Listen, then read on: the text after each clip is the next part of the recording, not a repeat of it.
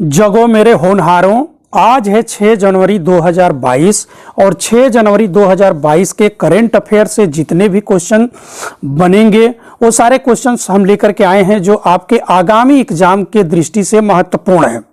तो देखिए, कहा जाता है ना कि हौसले हो अगर बुलंद तो मुट्ठी में हर मुकाम है, मुश्किलें और मुसीबतें तो जिंदगी में आम है। तो चलिए चलते हैं हम पहले प्रश्न पर। हमारा पहला प्रश्न है कि हाल ही में विस्तारा एयरलाइन ने अपना नया मुख्य कार्यकारी अधिकारी यानी सीईओ किसे नियुक्त किया है?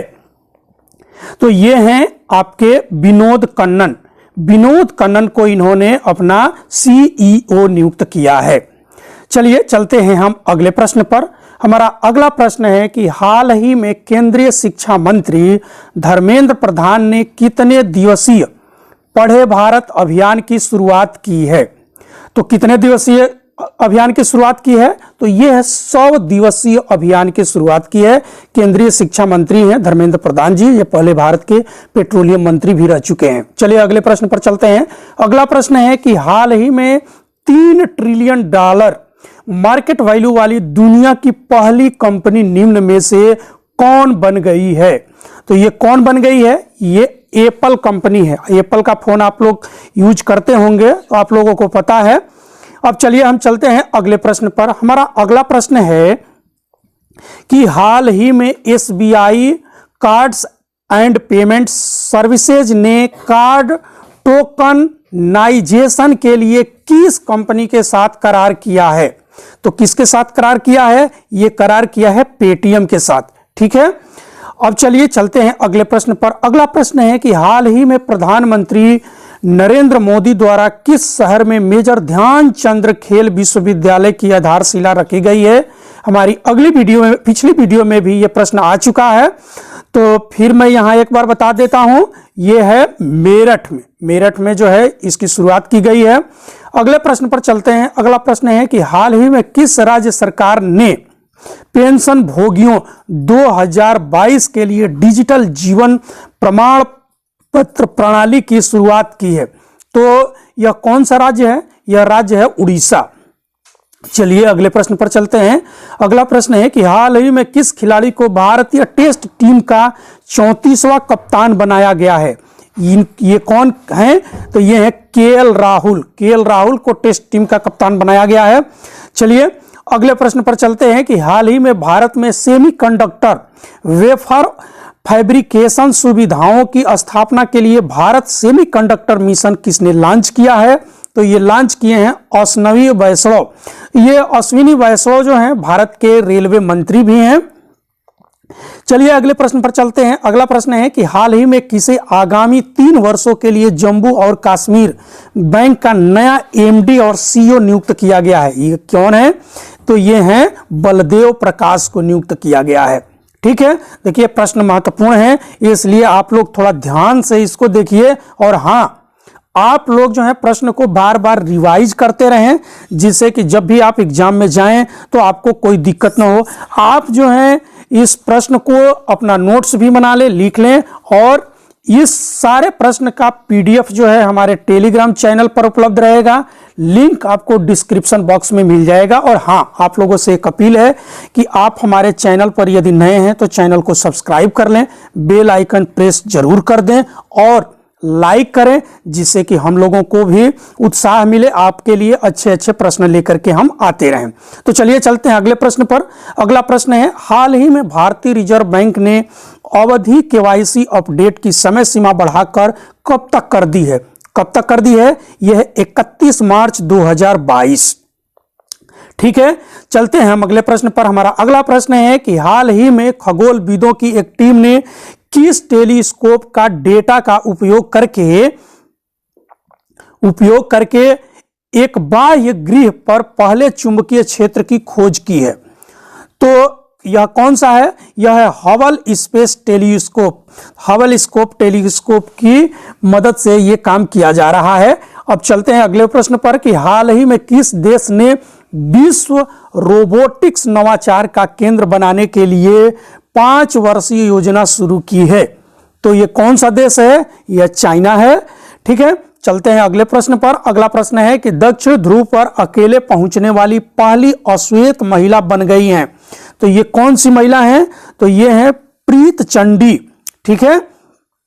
अगला प्रश्न है कि हाल ही में, देखिए प्रीत चंडी का नाम आप लोग याद करिएगा क्योंकि एग्जाम की दृष्टि से महत्वपूर्ण है। हम अगले प्रश्न पर चलते हैं कि हाल ही में तेल और प्राकृतिक गैस निगम की पहली महिला प्रमुख कौन बनी है? तो ये बनी है अलका मित्तल। कौन बनी है? अलका मित्तल। चलते हैं अगले प्रश्न पर। हाल ही में NEAT 3 को किसने लॉन्च किया है? तो ये लॉन्च किए हैं शिक्षा मंत्री धर्मेंद्र प्रधान ने। ठीक है। हम चलते हैं अगले प्रश्न पर। अगला प्रश्न है कि हाल ही में फोटो पत्रकारिता का रामनाथ गोयनका पुरस्कार किसने जीता है? देखिए ये रामनाथ गोयनका पुरस्कार जो है ये क्या है कि आपको ये भी देखे होंगे कि ये जो पत्रकारिता के क्षेत्र का एक महत्वपूर्ण पुरस्कार है। ठीक है ना। तो पत्रकारिता में कई विधाएं होती हैं, एंकरिंग भी होती हैं, फोटो जो लोग जो हैं पीछे रह करके यानी फोटो शूट करते हैं उनको भी दिया जाता है। तो ये फोटो में किसको दिया गया है? तो ये दिया गया है जिशान ए लतीफ। जिशान ए लतीफ को दिया गया है। चलिए हम चलते हैं अगले प्रश्न पर। हमारा अगला प्रश्न है कि हाल ही में अंतरराष्ट्रीय प्रेषण व्यवसाय के लिए किस बैंक को मंजूरी दी है? तो किस बैंक को मंजूरी दी गई है? Fino payment bank. ठीक है। ये फिनो पेमेंट बैंक को दी गई है। चलिए चलते हैं अगले प्रश्न पर। अगला प्रश्न है कि हाल ही में किसने भारत का पहला ऑटो ATF लॉन्च किया है? किसने लॉन्च किया है? ये निपॉन इंडिया AMF। ठीक है। चलिए ये इंपॉर्टेंट प्रश्न है। आगे हम चलते हैं। आगे जो है अगला हमारा प्रश्न है कि हाल ही में लद्दाख में तिब्बती बौद्ध धर्म के पारंपरिक कार्यक्रम में नए साल की शुरुआत में मनाया जाने वाला उत्सव कौन सा है? ठीक है। तो ये देखिए ये लोसार महोत्सव है। लोसार महोत्सव देखिए एक बार IAS में भी आपसे प्रश्न पूछा गया था। और एक प्रश्न जो है हमें और चीजें जानना है कि तिब्बती रिसर्च सेंटर जो है भारत में कहाँ है? तो ये है उत्तर प्रदेश के वाराणसी में। ठीक है ना। तिब्बती भाषाओं का रिसर्च सेंटर जो है यहाँ पे है। तो ये आप लोग याद रखिएगा। चलिए अगले प्रश्न पर चलते हैं। हाल ही में भारत के पहले क्रिप्टो करेंसी इंडेक्स IC15 को किसने लॉन्च किया है? तो ये लॉन्च किया है क्रिप्टो वायर। किसने लॉन्च किया है? Crypto wire. देखिए क्रिप्टो करेंसी जो है अभी भारत में विवाद में रही है। कभी ये प्रश्न उठ रहा है कि क्या क्रिप्टो करेंसी को बैन कर दिया जाए, तो कुछ लोग कह रहे हैं कि नहीं क्रिप्टो करेंसी को जारी रखा जाए। तो सरकार भी इस पे मंथन कर रही है। आगे हम चलते हैं। हमारा अगला प्रश्न है कि हाल ही में भारतीय रिजर्व बैंक ने किस बैंक को अनुसूचित बैंक का दर्जा दिया है? अनुसूचित बैंक का दर्जा किस बैंक को दिया है? तो एयरटेल पेमेंट बैंक। ठीक है।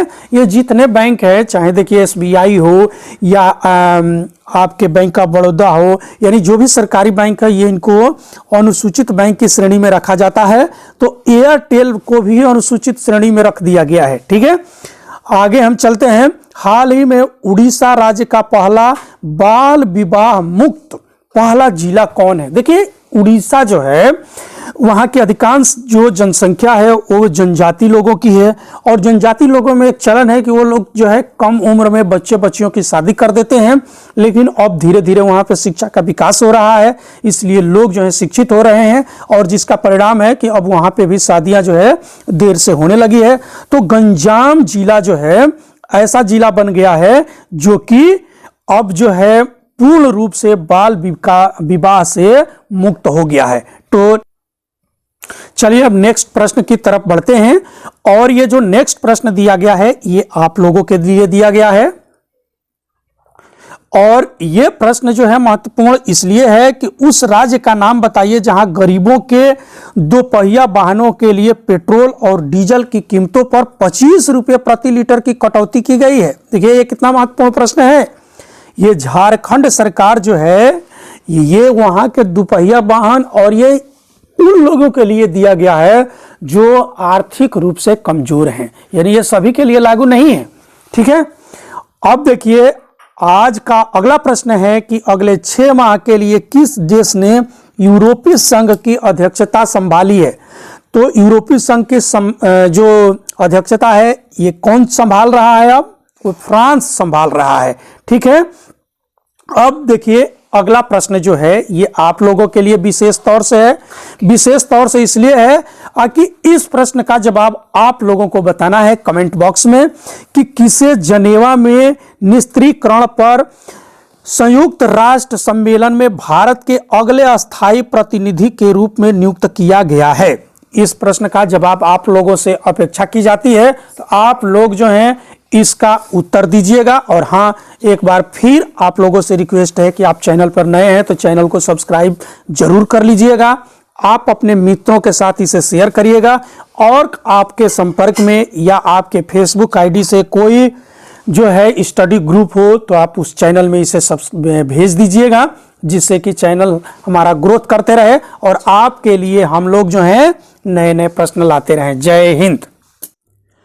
तो कल की वीडियो में जो आप लोगों से प्रश्न पूछा गया था कि हाल ही में जनगण मन के सार्वजनिक गायन की कौन सी वर्षगांठ मनाई गई है, तो ये मनाई गई है 110वीं वर्षगांठ। ठीक है, जनगण मनगढ़ जो है हमारा क्या है, नेशनल एंथम भी है।